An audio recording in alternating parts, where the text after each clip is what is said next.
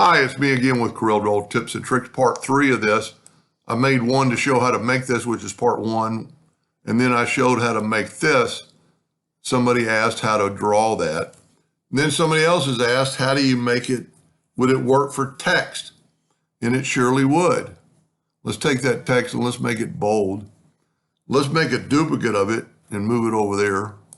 Let's left click, right click, and now see you don't have any thickness measurements.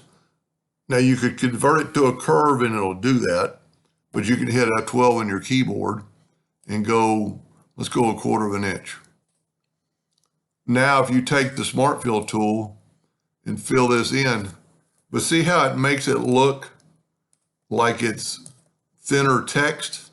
Well, if you will grab this and go up to Object, Order, Front of Page, didn't look like it changed anything, but now look how thick the line is.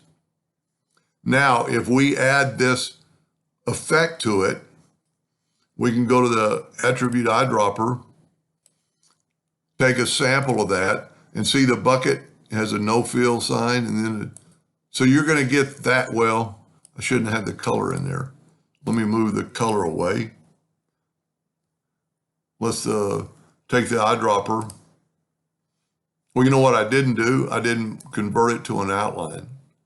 Convert it to an object. So we're going to take a sample now, and you're going to get that, and then move it up to your text, and you're going to get that look. Now, if that isn't appealing, that's actually what's going on in here. But if you wanted to do a little bit different, we could go to break text apart and do these letters individually. Let's make a duplicate of them, move them down, left click, right click. Let's go ahead and turn these to red. Take this, make it our 1/2 inch or 1/4 inch, F12 on the keyboard.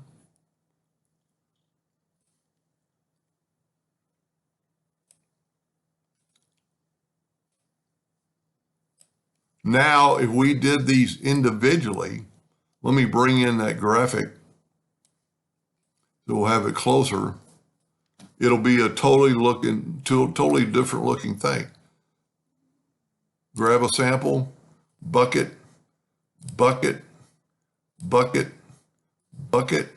Now it's doing all of them because I did not, once again, forgot myself.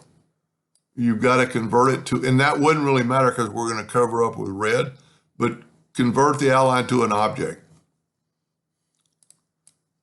You're going to get a total different look. Get a sample. Look at that. So it's going outwardly from every one. Now we're going to go F12 on the keyboard. No, excuse me. Go to Object, Order, Front of Page. Now let's bring our color in. That is pretty cool. I don't know what you'd ever do with it, but if you look at them side by side, totally different, because this is coming out of the center. This is coming out of the center of every letter. Anyway, I hope that answered his question, and thank you for watching.